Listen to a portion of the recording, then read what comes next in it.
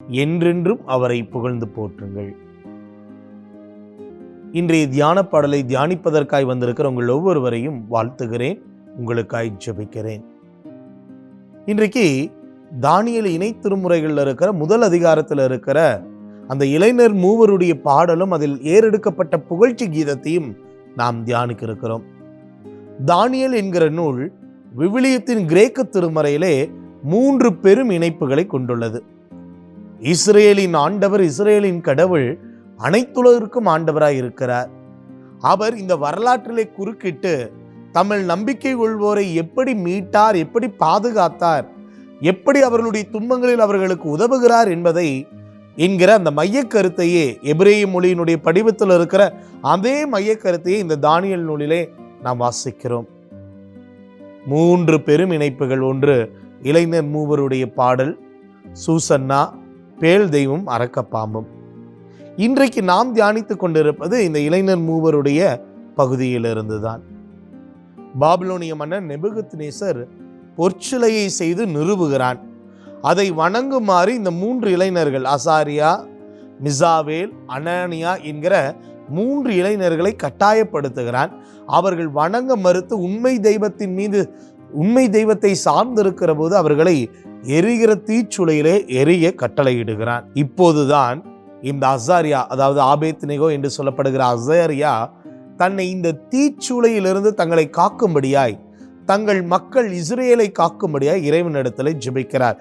இந்த ஜெபம், இந்த மன்றாட்டுத்தான் முதல் வசனத்திலிருந்து 22ஆம் வசனம் வரை இருக்கிறது.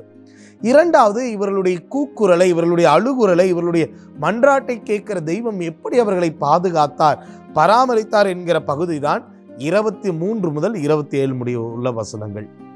குறிப்பாய் 28 முதல் 67 முடிய உள்ள இந்த வசனங்கள் இப்படி உதவி செய்த இறைவனுக்கு, தங்களை விடுவித்த இறைவனுக்கு எப்படி ஒரு மாபெரும் புகழ்ச்சி கீதத்தை இவர்கள் ஏறெடுக்கிறார்கள் என்பது கொடுக்கப்பட்டிருக்கிறது. அந்த புகழ்ச்சி கீதத்திலிருந்து தான் இன்றைக்கு நாம் தியான பாடலாக தியானித்துக் கொண்டிருக்கிறோம். அன்புக்குரியவர்களே, இந்த புகழ்ச்சி கீதம் இந்த பகுதியை பார்க்கிற பொழுது 3 காரியங்களை நம்மால் உணர முடிகிறது. ஒன்று, ரிப்பண்டன்ஸ், ஒரு மனமாற்றம் தேவை. இஸ்ரேல் மக்கள் தங்களுடைய அடிமைத்தனத்திலிருந்து, பாவத்திலிருந்து இந்த பராமரிக்கிற தெய்வத்தை, உடன்படிக்கையின் ஆண்டவரை, உடனிருப்பின் தெய்வத்தை உணர்ந்து அவர்கள் மனமாற வேண்டும் என்கிற செய்தியும்.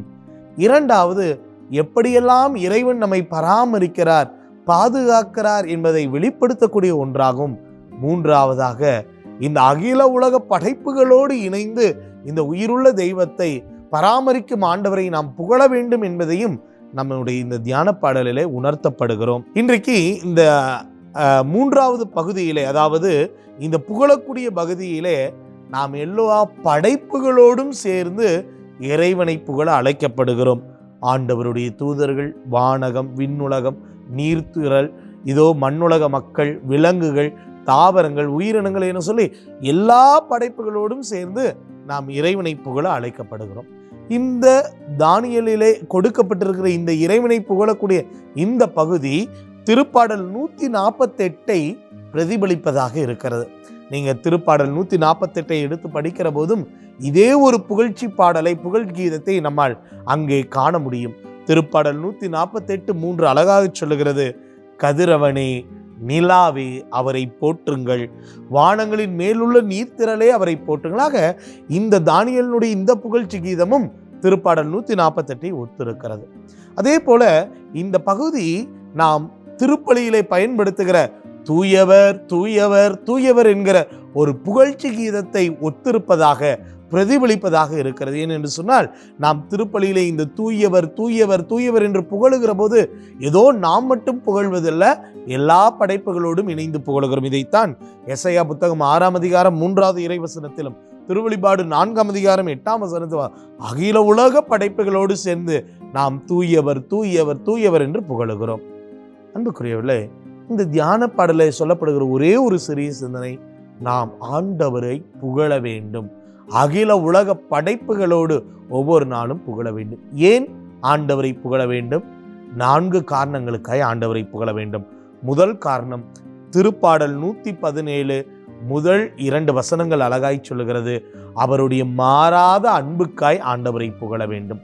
இரண்டாவது, ரோமையர் 15ஆம் அதிகாரம் 9வது இறைவசனம் சொல்லுகிறது, பிற இனத்தார் இறைவன் நமக்கு செய்த நன்மைகளை பார்த்து இறைவனை புகழும்படிக்காய் நாம் புகழ வேண்டும். நாம் புகழுகிற போது பிற இனத்தார் நம்முடைய வாழ்வை பார்த்து இறைவனுடைய இரக்கத்தை உணர்ந்து கொள்வார்கள், அவர்களும் இறைவனை புகழ்வார்கள். எனவே இதற்காய் நாம் இறைவனை புகழ வேண்டும். 3வது எபேசியர் 1 அதிகாரம் 12வது இறைவார்த்தை சொல்லுகிறது, நாம் கடவுளை புகழ்ந்து பாட வேண்டும் என்பது கடவுளுடைய விருப்பமாய் இருக்கிறது.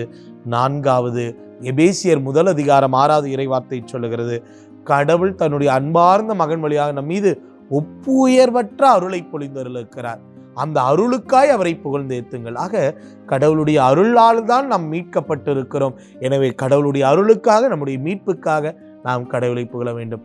கடவுளுடைய மாறாத அன்புக்காய், கடவுளுடைய அந்த இரக்கத்திற்காய், கடவுளுடைய திருவுளமாய் இருப்பதால், கடவுளுடைய அருளுக்காய், மீட்புக்காய் நாம் அவரை புகழ்ந்தேத்த வேண்டும். எனவே இந்த தவ காலத்தில் கடவுள் நம் மீது காட்டுகிற அந்த மாறாத அன்பை எண்ணி பார்த்து அவருடைய அருளுக்காய், மீட்புக்காய் ஒவ்வொரு நாளும் நாம் கடவுளை புகழ்ந்தேத்துவோம்.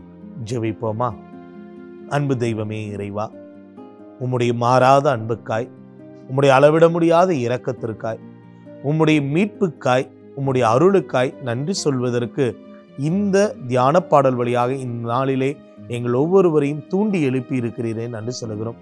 வருகிற நாட்களில் ஆண்டவரே, எல்லா சூழ்நிலைகளிலும் நன்மையான நேரங்களில் மட்டுமல்ல, நாங்கள் விரும்பியது கிடைக்கிற போது மட்டுமல்ல, விசுவாசத்தில் உறுதியாய் இருக்கிற போது மட்டுமல்ல, வாழ்வினுடைய எல்லா சூழ்நிலைகளிலும் உம்மையே புகழ்ந்து பாட, உமக்கு நன்றி சொல்லி சொல்லி இன்னும் நாங்கள் எங்களை மீட்புக்குள்ளாய் அழைத்து கொள்ள எங்களுக்கு அருள் புரிவீராக. எங்கள் ஆண்டவராகிய கிறிஸ்து வழியாக உம்மை மன்றாடுகிறோம். ஆமேன்.